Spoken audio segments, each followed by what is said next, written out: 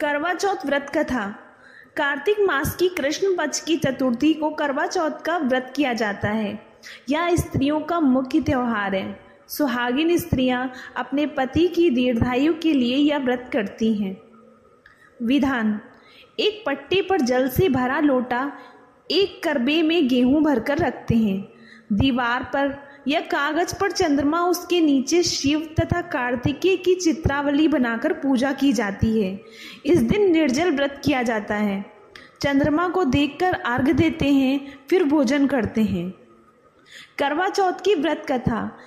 एक साहूकार के 7 लड़के और 1 लड़की थी। सेठानी के सहित उसकी बहुओं और बेटी ने करवा चौथ का व्रत रखा। रात्रि को साहूकार के लड़के भोजन करने लगे तो उन्होंने अपनी बहन से भोजन करने के लिए कहा। इस पर बहन ने उत्तर दिया, भाई अभी चांद नहीं निकला है, उसके निकलने पर अर्घ्य देकर भोजन करूंगी।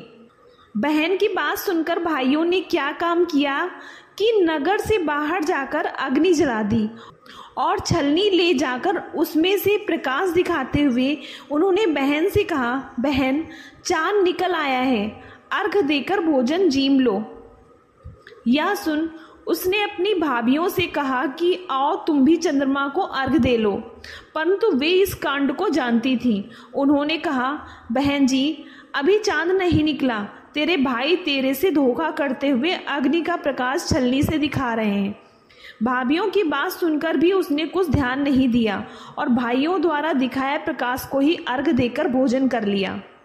इस प्रकार व्रत भंग करने से गणेश जी उस पर अप्रसन्न हो गए। इसके बाद उसका पति सख्त बीमार हो गया और जो कुछ घर में था उसकी बीमारी में लग गया। जब उसे अपने किए हुए दोषों का पता लगा तो उसने पश्चाताप किया। गणेश जी की प्रार्थना करते हुए विधि विधान से पुनः चतुर्थी का व्रत किया।